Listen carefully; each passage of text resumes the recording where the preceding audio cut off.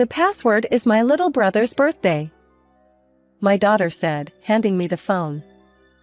"I've had my suspicions for a while. Apparently, I have a little brother." "Huh? Does that mean?" "Yes, exactly." I entered his birthday as my daughter had instructed into the phone, and it was quickly unlocked. With trembling hands, I looked at the contents of the phone. "Wait, what is this?" As I scrolled through the phone screen, I felt my heart racing. This feeling must be what people call heart-wrenching. Convinced that my husband was cheating on me, I said to my daughter, "I can't forgive him. Sky, let's pack up and leave this house right now." My name is Cameron. I'm a 42-year-old housewife who works at a local pub part-time.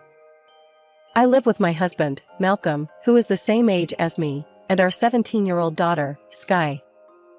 I used to work at a company, and Malcolm and I were colleagues. We got married after only 1 year of dating, so it happened really quickly. However, I had no hesitation. Malcolm and I shared the same values, and I was deeply attracted to his gentle nature.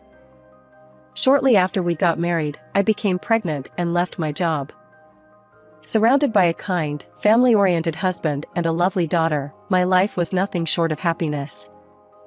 And I continued to be a full-time homemaker for a while, but I started a part-time job 3 years ago. The reason was because the performance of my husband's company had deteriorated. I heard that some of his colleagues had been laid off, so it seemed like he was one of the fortunate ones who still have a job. However, his income dropped significantly, and we were struggling to make ends meet on his salary alone. I had no choice but to start working, but I didn't want to neglect my responsibilities at home, so I searched for part-time jobs at pubs. The working hours at pubs were in the evenings, and that would allow me to take care of household chores and our daughter during the day. Fortunately, there was a small local pub nearby with a sign looking for staff, so I applied without hesitation, and that marked the beginning of my life as a housewife with a part-time job. It was a challenging life, working in the evenings and returning home in the early morning. When I returned from my part-time job, I would prepare breakfast for my family, do the laundry, and make lunch for my daughter. Naturally, my sleep was greatly reduced, and it was physically demanding. Moreover, Malcolm, who left for work in the morning and came home at night, and I hardly ever saw each other. But I enjoyed my work at the pub, and the owner and other staff members were all wonderful people, so I managed to get through it. It really helped that my daughter was proactive in doing things around the house. When my perceptive daughter sensed that I was tired, she said, "Mom, don't push yourself." And she would make me sit down and take over the household chores. One day, an unexpected event occurred.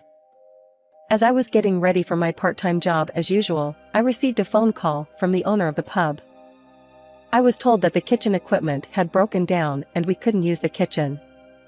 He then had a repairman look at it and was told that the problem was more serious than he had anticipated and that it would take a week to refurbish. In the meantime, we can't open the pub. Naturally, the staff can't work either, so the owner apologetically said, "I'd like you to take a week off." After ending the call with the owner, I let out a sigh. Well, this is a problem. Even though I don't make much money to begin with, it is still a problem to not get paid for a week. Ever since my husband's income had decreased, we've been tight financially. If we don't have my part-time income, we would immediately fall into the red. However, maybe this is an opportunity, I thought to myself. I had been working tirelessly, sacrificing sleep and never cutting corners on household chores, and my body was reaching its limit, to be honest. This renovation might give me a good chance to rest and spend time with my family. As for living expenses, we could manage with some economizing. With these thoughts in mind, I decided to spend the day leisurely. I had already prepared dinner, thinking I would be going to work. I sat on the couch in the living room and started watching a drama I had recorded with my daughter, who had just returned from school. My husband came home in the evening. "Wait! Cameron, you're home!" My husband, who's come to the living room, exclaimed in surprise. "Yes, I got a call from the owner, and it seems there's trouble with the equipments in the pub."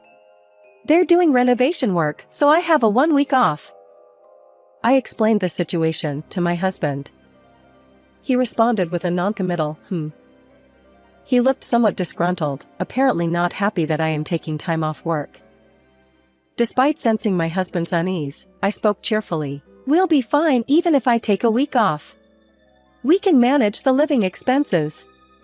Besides, we can have a dinner together for the first time in a long time. I'll prepare it quickly, so please wait. Then, I got up from the couch, put on an apron, and headed to the kitchen.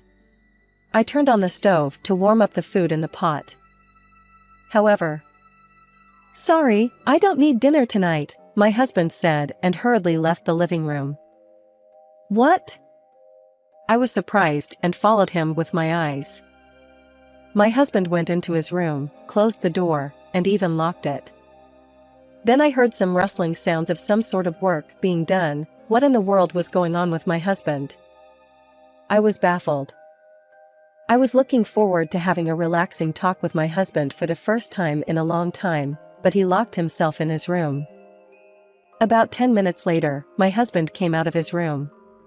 "Hey, what's going on with you?" I yelled at the sight of my husband's strange appearance. He was carrying Boston bags full of his belongings in both hands, looking as if he was about to go on a trip. I was stunned, and my husband said to me, "Actually, there's been a problem at work. I need to stay overnight to handle it, so I have to go back to the office now." "Oh, that's not good." I was disappointed that I couldn't spend time with my husband when I had the time off from my part-time job, but if it was a work problem, it can't be helped. My husband worked as a site supervisor, and according to him, he would have to work through the night to deal with a problem, so he packed his things to stay overnight and now has to go back to work. Still, my husband's behavior was odd. What kind of trouble happened exactly?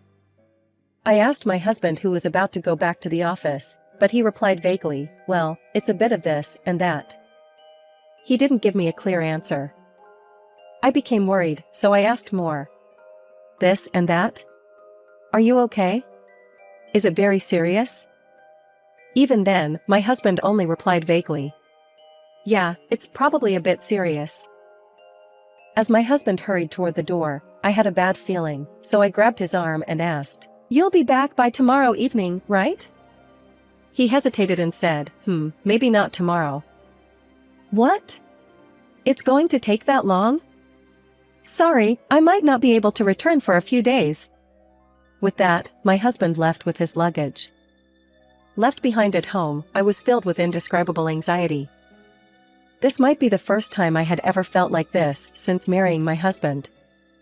This is how my long break began in his absence.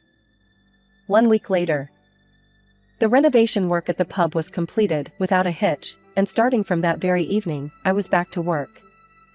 During my time off, my husband never came home, not even once. Of course, I was in contact with my husband. He had been telling me that he would be working late into the night every day due to the problem. I was worried about my husband's health, so I called him every evening. However, with each call, I began to feel a growing sense of suspicion. My husband claimed he was dealing with issues at the site, but I couldn't hear any background noise during our calls. While his voice sounded fine, something seemed off. There didn't appear to be a major problem, and I started to be suspicious of my husband. And my bad premonition was right on target. A shocking fact about my husband came to light. A few days after the pub reopened, I returned home at 4 a.m. after finishing my night shift. To my surprise, I found my husband's shoes in the foyer. It seemed that my husband, who was away from home for a long time,